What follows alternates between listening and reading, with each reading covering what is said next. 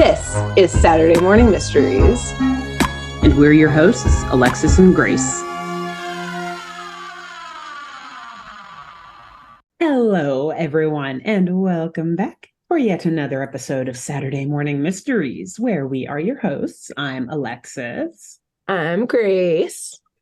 And we are back for our third episode of the Powerpuff Girls, saving the city of Townsville from the forces of evil and destroying the city of Townsville while trying to save the city of Townsville from the forces of evil. Yes. If you've been sticking with us for the past few weeks of our new year, new season, whatever Saturday Morning Mysteries, we've been following the Powerpuff Girls or revisiting some Powerpuff Girls episodes. And realizing how violent the show is, realizing how many sexual references and double entendres get pushed up into the show. Yep. And also just generally weighing whether or not the Powerpuff Girls are a public good or a burden on society, a straight up nuisance by the amount of damage that they cause. Is it really worth it? Is it worth it to the folks of Townsville? I don't know. I guess we'll continue exploring this theme, this overarching mystery and crime in today's episode, which Grace has the honor of doing. Yes. Wow. Today's episode. More destruction. Season 4, episode 9, called Members Only. It is full of some genius one-line zingers. Okay. And a villain that, will slowly be revealed throughout this episode. Okay. It is incredible. This episode is so fun in all of the worst and best ways. Oh, no. We will be exploring this episode, not our overarching question of the burden or nuisance of the Powerpuff Girls, because it actually does not take place in Townsville this episode. Oh, wow. Okay. But we will be exploring what you just mentioned of the writers taking on some very adult issues. Okay. Oh, God. Full force. So, buckle up. Members Only, you said, is the name of the episode? Uh-huh. Okay. Yep. Trying to see if there's any hints there, but nope. I'm ready for the surprise. Okay. Me. So we start off hot with the Powerpuff Girls at home, jumping on the couch going, Professor, it's time. And I only mention this because the professor's reaction is hilarious. And he goes, oh God, it's time. Get the canned goods. Get down to the shelter. The professor is like a doomsdayer, apparently. Whoa, okay. But the Powerpuff Girls are like, no, Professor, not that time. So clearly they've had drills at the house. Yeah. About this. Anyways, no, not that time. It's time for the most important newscast of the year, which, by the way, means I guess the kindergartners watch the news, but they got to keep up with crime and villains and whatever. Yeah. Okay. So we see they turn on the TV, they take the remote from the professor and turn it on. And it's like this, to the channel that this newscast is happening on. Yeah. And it's this WWE style voice and text dropping from the sky and goes, and now it's time for the Association of World Supermen. And it's lightning bolts flashing everywhere as it says the Super Summit 2000. Awesome, which is Association World of Supermen, AWSM. Awesome. And it's these big, nice. It's lightning bolts flashing every letter down and every word down and macho. And it is full WWE. And the girls are losing their fucking minds over this. Oh, man. Of course. They're rapid speed telling the professor that this is the world's best superheroes all getting together for a special meeting, kind of like a UN summit, but with superheroes. Okay. And yes, we see the newscasters explaining it, that this is a summit in which they all get together to discuss world secrets, which one is being televised. They don't go into the summit, but one, yeah, they still have cameras everywhere. 2, they know where the location is. Like, this is a very vulnerable situation. Now everyone knows. That's where all the biggest secrets are going down. Yeah, like it shouldn't, like this meeting should be a secret meeting. Yeah, like there should be commercials. Why is there advertising? Yeah, exactly. Like, who's sponsoring this? Like, yeah. I have so many questions. They're also being like, yeah, their homes are unattended right now, where they probably keep more of those secrets. Yeah, or all their classified docs, if you will, in their home. in their offices, in their garages, in their Corvettes. I don't know, wherever you find them. Their closets. But anyways, they're all coming here. It's an annual meeting, apparently, and yes. It's like a red carpet event leading into the meeting, like where all the superheroes get like interviewed. Like, what are they? So there's more paparazzi outside. More there's PR. Full pop going on. Paparazzi, cool. Newscasters, like helicopters, like the whole nine. No, like military presence to protect this building. They're like, the superheroes got it. They're fine. They'll be fine. So the professor is like, he basically is like, this is silly, girls. Like, this is like a superhero, aka like celebrity worship. This is so silly. But they're kindergarten girls. They're like fangirling over their favorite heroes, which they tell us about right now. Blossom salutes and says, Major Glory is the most American of all time. Oh my God, Major Glory. Sorry. He's also in Dexter's lab. There's crossover. Yes. And Major Glory is in Dexter's laboratory. I hope so. One of the creators of Powerpuff Girls was also the creator of Dexter's Lab, so it better be. It is. Oh my gosh. Yes. I love it. Wow. Before the MCU, before the Marvel Cinematic Universe, before the DC Entertainment Universe, there was the Powerpuff Girls / Cartoon Network universe. Who's the Major Glory? I think it's the Justice Society of America or something like that. Is their name in Dexter's Lab? This is incredible. Yeah. Wow, great memory. And just fact checked and confirmed, baby. Boom. Nice. Wow. Yeah, again, not sure how I feel about remembering that, but what does that say about me? Who cares? But I love old cartoons. Anyway, keep it moving. Yep. So then Bubbles, who, by the way, one of her like very funny characteristics / maybe superpowers is that she knows Spanish. And so she goes, Mucho muchacho es muy guapo. And then Buttercup goes, Mandingo's the bomb. So basically, we see that all the girls have like their fave, like superheroes that they idolize, maybe have crushes on, whatever. They love them. This is their Oscars, basically. This is the who's coming to this event. So the news covers, again, the summit, which is happening on the world's tallest summit for the world's superest summit, Mount Neverest. Which is so good. So we see other superheroes arriving, which I'm going to describe. Yes, go ahead. They have like a red carpet at the very, very top of Mount Everest. There's like paparazzi up there. And at the top of Mount Everest is like a Mount Olympus, like a la Greek mythology style, like dome, like building that like a Parthenon type of thing or whatever. Like, full on. Yes, at the top. There's a red carpet at the top. The helicopters are up there. Nice. Everything. Nice, fans are up there somehow. Apparently, Neverest is not that hard to summit or to climb, I guess. You have like paparazzis with their cameras and shit up there. Yep. Easy peasy. Just walk up. Yeah. Anyone can do it. They're there. They're on it. They're there. They actually have an office there for all of these events. Yeah, exactly.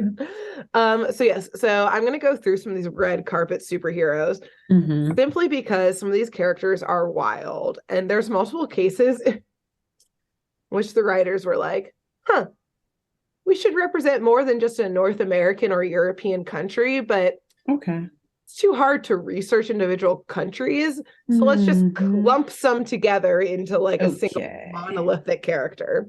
Buckle up for some of that. This is going to go well. Precisely. We have Big Ben, who is this like enormous, like jacked British guy wearing like a full Union Jack leotard and then like a little tiny bowler and a monocle, and is just like 8 times the size of like the Rock type of thing. Oh my God. There's Japan's email spelled Male, and he's like this like electrified, almost like robot looking guy with like wiring and circuit boards all over him. Okay. There's the Caribbean's superhero. Oh boy. Which is a man in a yellow, green, and black leotard with like a lion mask, like helmet type of thing. Please tell me Rasta was not in his name. His name is Yaman. Okay, that's not better. But okay. Mexico's Mucho Muchacho, who was Bubbles' favorite, is basically just Zorro. We have Buttercup's favorite, which is Mandingo. He's all of Africa, apparently. Like, please don't tell me he's black. Oh no. Oh yes, he is black, and he's just wearing a cape and like some furs to be like tribal. To be fair, it would be worse if they made Mandingo white. That is true. Yes.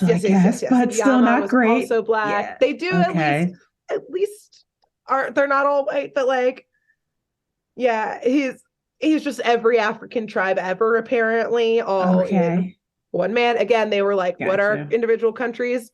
We don't know. We don't know. Then there's Mushu Guy Man. Oh, who's meant to be Korean and Chinese, but just generally Asian. But he's in like an all red outfit with like communist stars on him.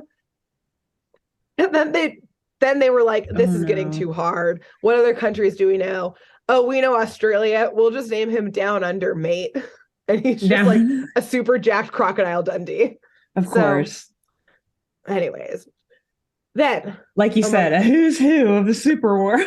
Exactly. Oh gosh. But then, just like when I'm trying to think of a celebrity in 2000 who would stop the presses, when Brad Pitt enters the red carpet in the year 2000, all of the paparazzi ignore the other superheroes because, as they quote, America's favorite son, the captain of capitalism, flies in. Gosh.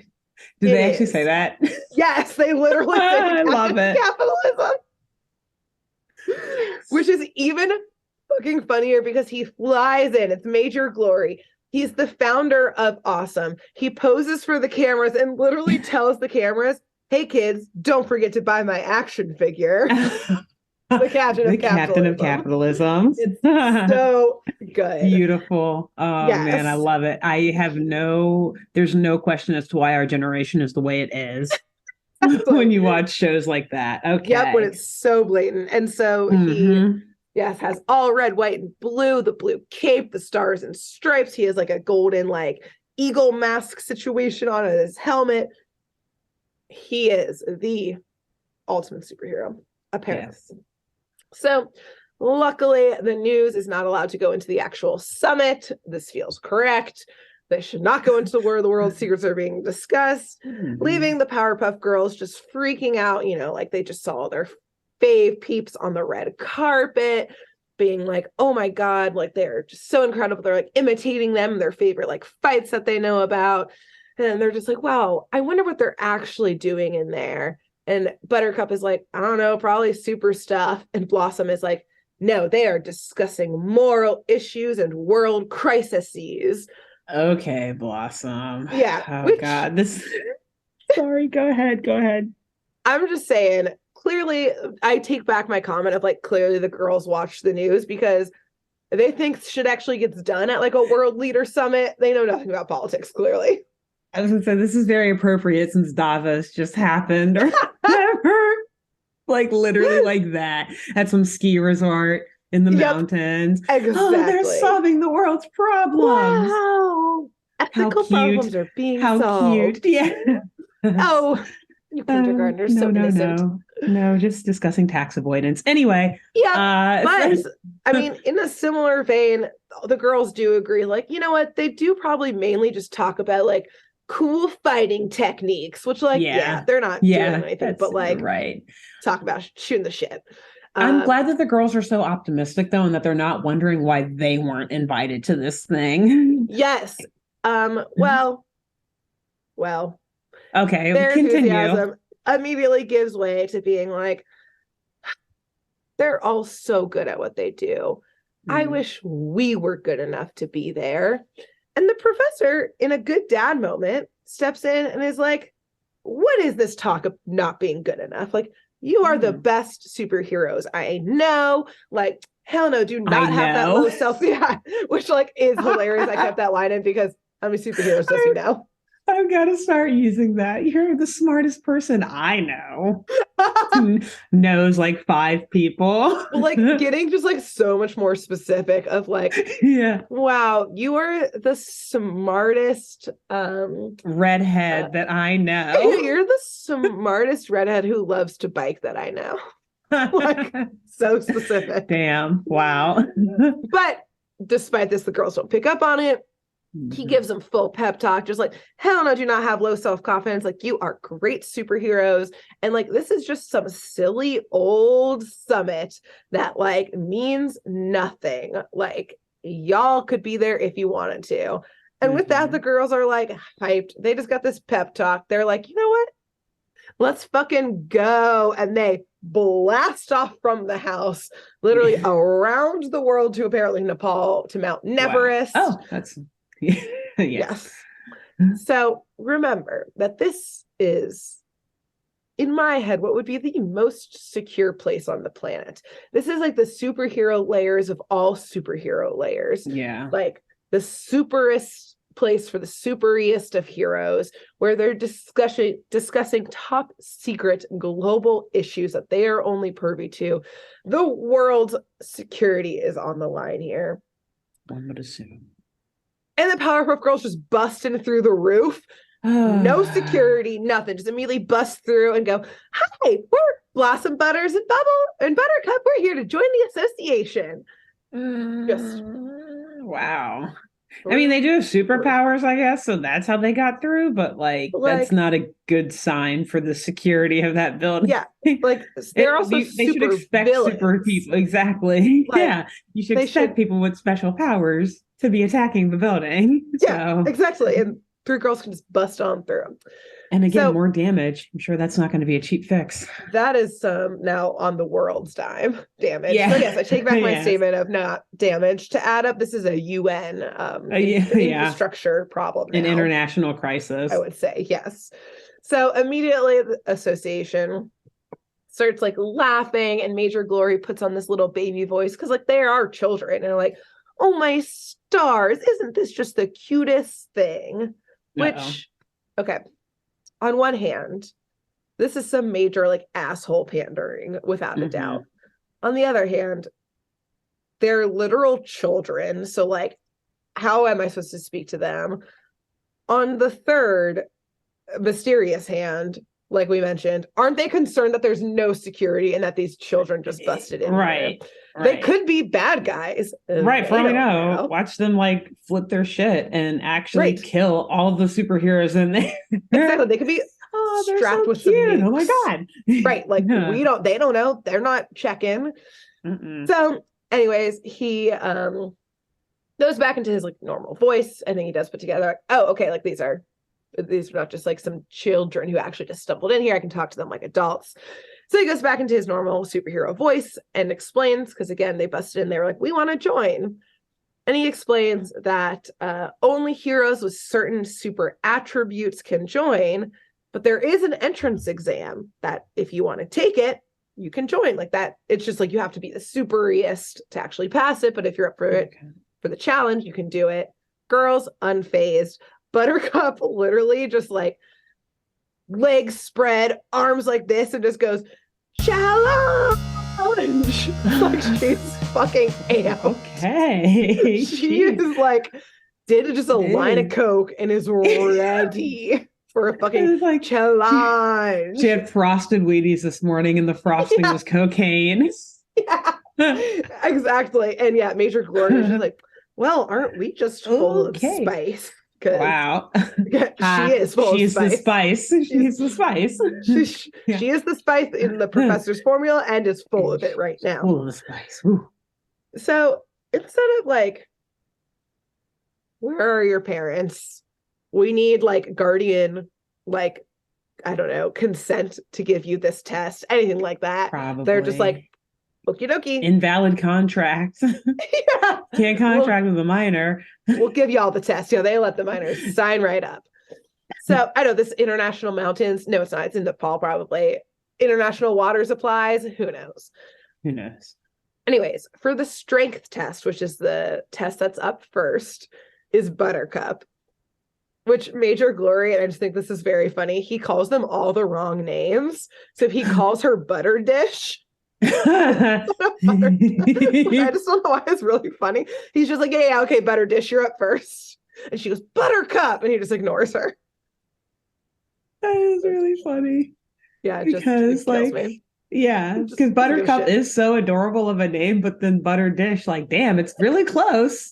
And it's a whole different connotation. Yeah, yep. Interesting. And so for the strength test, again, the first test, she has to outlift Big Ben, who again is a massive British man. He's again like Arnold Schwarzenegger on like 10 times as many roids, but he has this like little British voice, and he goes, "Oh, pip pip, cheerio, hello, hello, hello, art thou ready?"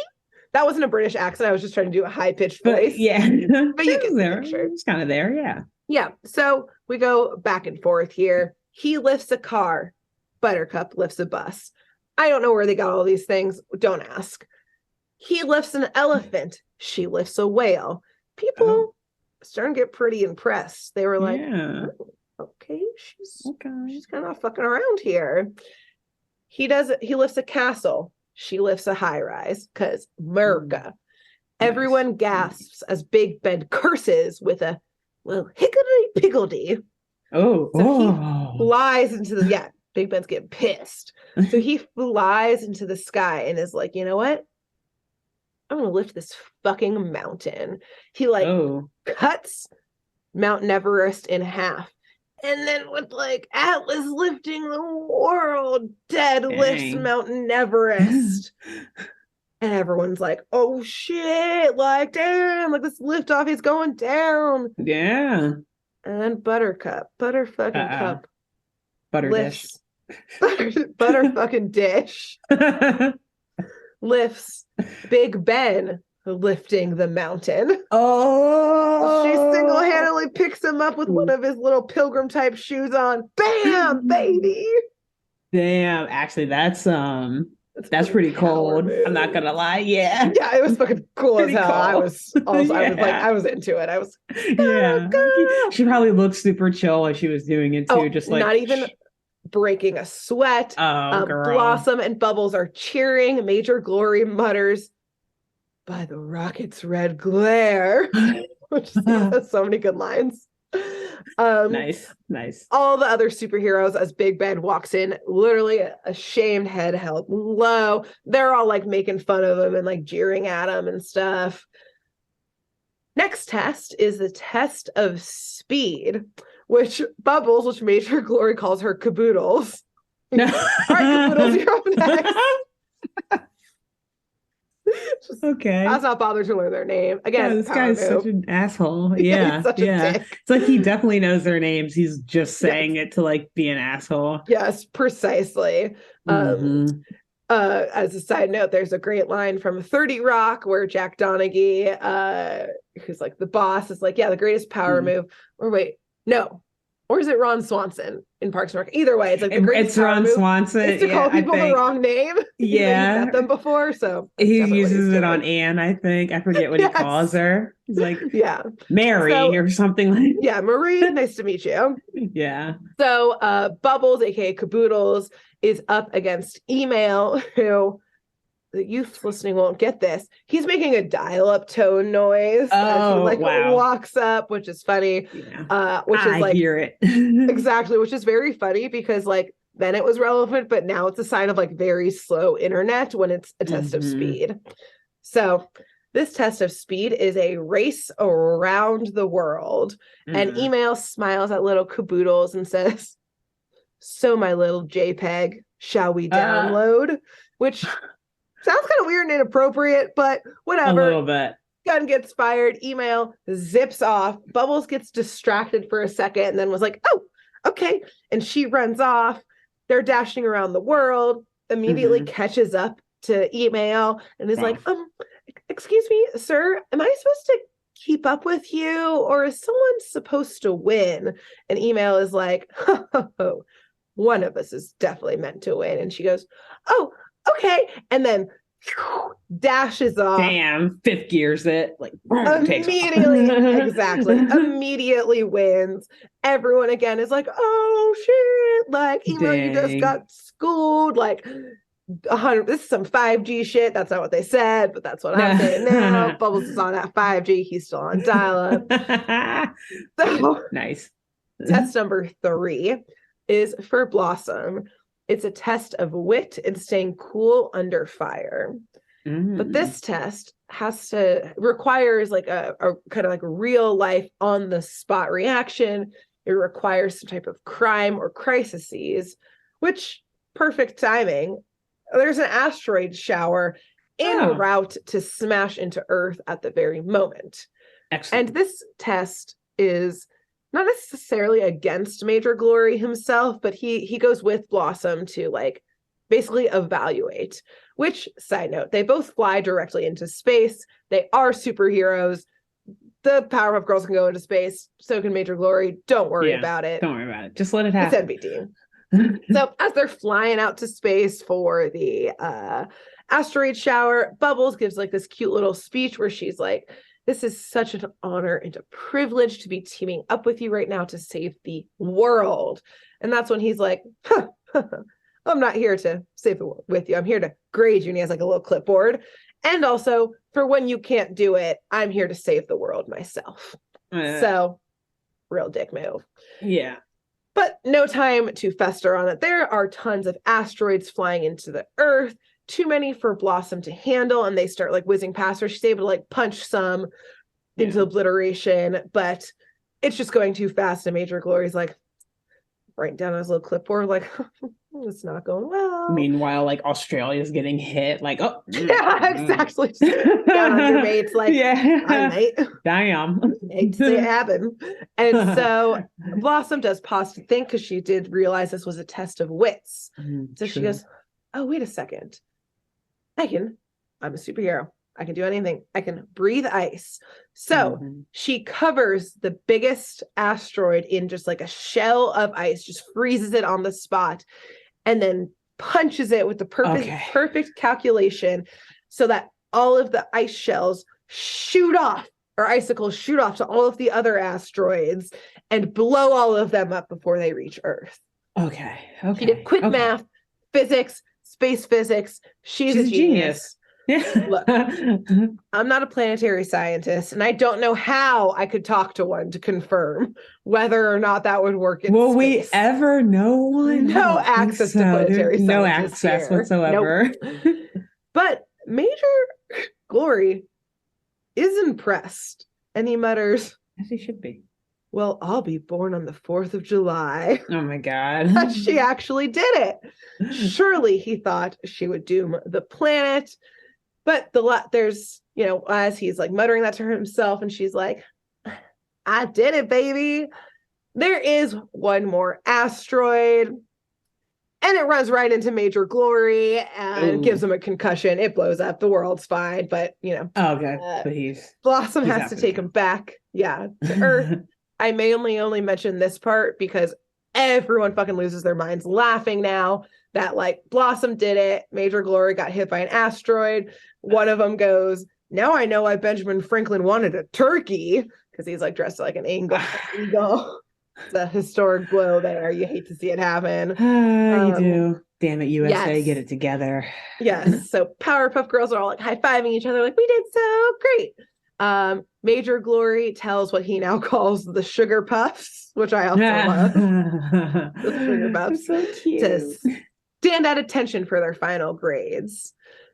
And here I held my breath because I was like, oh, like, what's the major grade? Like, what's their grades gonna be? And he lets them know they passed every test with flying colors.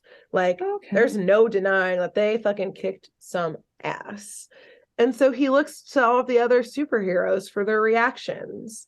And while they had just all been jolly and cheering and celebrating, aka like laughing at each other, they're all suddenly like arms crossed, noses upturned. And eventually, in this silence, like you could hear like crickets. Van Halen, Viking god of rock, which is fucking hilarious. He's clearly like just the Norwegian-esque superhero. Yeah. Who, if you ever watch like Metalocalypse, like this is him. Like he's got the long blonde hair, like Viking skull, and then like the black crop top and leather pants and electric guitar. And he finally goes, "Surest thou jests." And obviously Van Halen, the band. And turning to him, Major Glory says, like, "Speak, Van Halen, like, let us hear what you have to say." Van Halen gets out his electric guitar and starts to shred, saying, and this is literally the quotes because it was so funny to me. He says, "Nay, 'tis nay, I sayest. Ne'er shall these weak pixies defile the sacred house of men with their girlish whimsies. Besides, we don't need these no little rugrats cramping our style." And all the men cheer in agreement as Major Glory, fucking cheesing because he knew this would happen, says, "There you have it. Membership denied." Because I guess this is democracy at its finest here. Yes. Those in power are the only ones with a true vote. Anyway. Oh, you keep that thought for a second, okay? Keep that little nugget there. Because stored away. Powerpuff Girls are very sad, and Major Glory goes on to say that this is an association for men only. And basically, like, these are little girls who should be at home learning how to cook, learning how to clean. Literally says, blah, blah, blah. Leave the superheroing to super men. And these sweet, little, innocent, sometimes violent girls just look at each other and go, why? Yeah. And Major Glory just like groans and is like, all right, I need to dumb it down for these women, apparently. And says there are certain roles for certain men and certain roles that are for women. And so to explain further, he starts naming like household roles that are stereotypically gendered and asks the girls who does in their household. So he goes, who has the job? Our dad. Who brings home the bacon? Our dad. But they're a single parent household, baby. So he goes, who does the laundry? Our dad. Who does the cleaning? Our dad. He's starting to get very confused. The only question that they answer not our dad to, which I think was so fucking funny, he goes, well, who mows the lawn and washes the car? Bubbles. So these men are fucking flummoxed by this situation. And like any good male with power, when they are stuck and confused, they just ignore the situation and tell the girls to go home. Hilariously, like Blossom and Bubbles are like sad and fly out all sad, and Buttercup, needing to get the last word, rightfully so, looks at Major Glory, who isn't like, again, stereotypical superhero leotard costume, and just goes, your underpants are on the outside. And then flies home. That's like the superhero leotard look. Yes. But dreams shattered. The girls start to fly home, unable to beat what I believe is indeed the villain of this episode, sexism. Mm-hmm. So yes, I thought you were just going to say Major Glory, but yeah, no, also that. all of it, They're all fucking sexist as hell. It is Yeah. a members only club, as the title indicates. Even though they passed, they every proved test themselves to them. They didn't even Not pass. good They enough. embarrassed the actual Yes. superheroes. Yeah, exactly. like, They embarrassed the men. They got to get out of here. That's why they got banished. Exactly. Yep, got banished again. Like you said, who gets the vote? The one with power. Mm-hmm. It all comes together. Bunch of sexism. So girls are flying home. They don't. This is the first time they probably experienced this knowingly, or I guess not knowingly. Defeat. They didn't even know. Yeah, they've never experienced defeat like this. Mm-hmm. They don't know what sexism is. They're literal children. Yeah, true. They're just going home heartbroken. But as we know, the security of this summit is horrendous. So as the girls fly away, basically a transformer busts into the summit from the sky and like transforms into like from like a muscle car to like a huge like WWE like mech suit like robot alien who screams, "Men of Earth, witness the coming of age of," what was his name? Max, breaker of men, taker of worlds. And like brandishes this huge like laser weapon thing that looks like a giant muffler and is like maybe an innuendo for like the like pissing contest they're all about to have as a bunch of dudes. Yes. And also he says only true men can step forward. They gotta fight, go mano a mano. Who can take the upper hand? Literally on the measuring stick is what they say. So again, dick joke thrown on in there. Nice. So one by one, every superhero goes up to fight this new alien robot thing, and they all get wrecked by him. Doesn't even break an oily sweat. Instead, in another sexual joke, the Transformer says, "Oh man, funny. The more manhood you bring against me, the harder I become." So, hey, he's open. At least he's open about where, exactly about where he's at. Yeah, I guess all of these men were also like, all the superheroes were also cis men and definitely homophobic. So like they're trying to fight him for sure. And he's like, no, this is exactly what I want. Right. He's like, I'm here to bring some more openness to this world, and I'm taking you homophobes and sexist people out of here. So the girls who are now realizing that they're heroes, or now I guess anti-heroes, are getting fucking destroyed.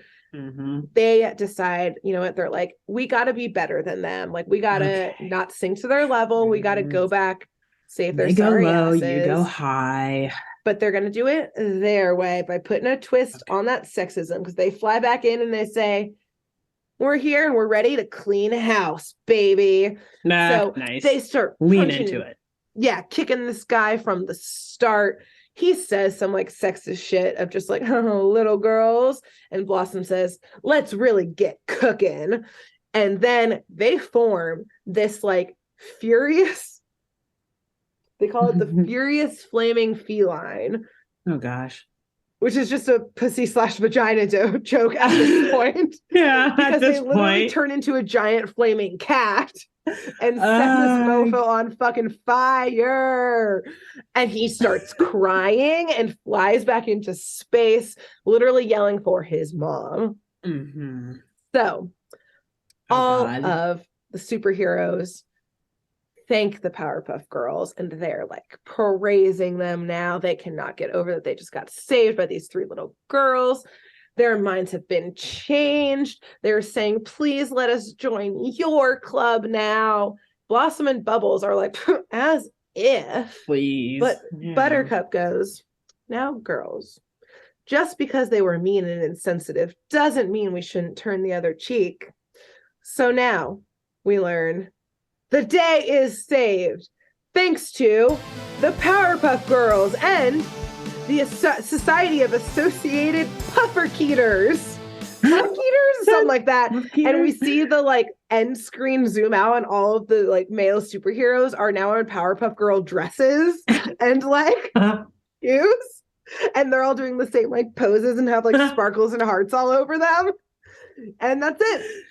Sexism and toxic masculinity and gender roles lost, and feminism just like won. that. Feminism won. Wow. Saved the day. Wow.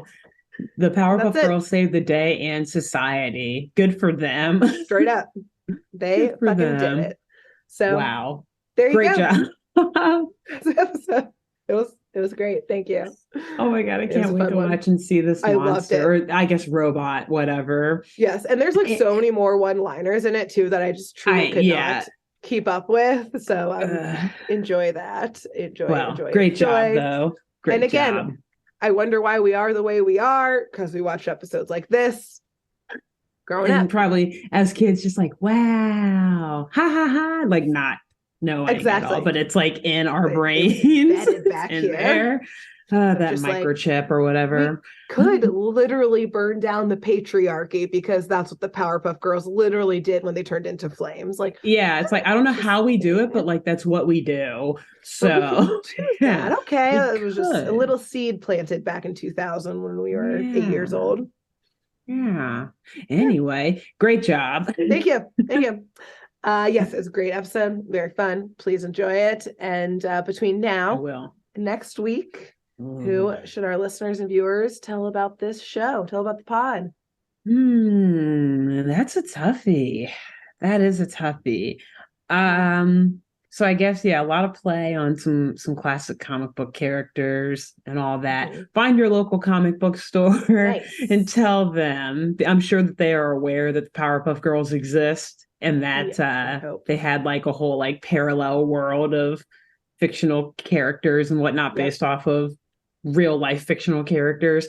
Tell them, go check out this episode of Powerpuff Girls and this podcast, because honestly, we talk about comic book shit all the time on this podcast anyway, so they would probably just like it regardless. Nice. Who should they tell? And while you're in there at the comic book store, you should, in a not creepy way, if possible, depending on who you are as a person. If possible. Yeah, because like it can come off in a weird way. Find basically a non-white, at least cisgender appearing man, and so someone who's not that, and let them know you're welcome in this comic book store. Like, it's a very white male gendered environment sometimes. So, like, you're welcome in this store, and also you could like this podcast. Yeah. You should give it a listen. They're welcoming to everyone. Hit it up. Yes. And let them know. And bring more people who aren't just all these men in power in here. Let's get it done. Yeah.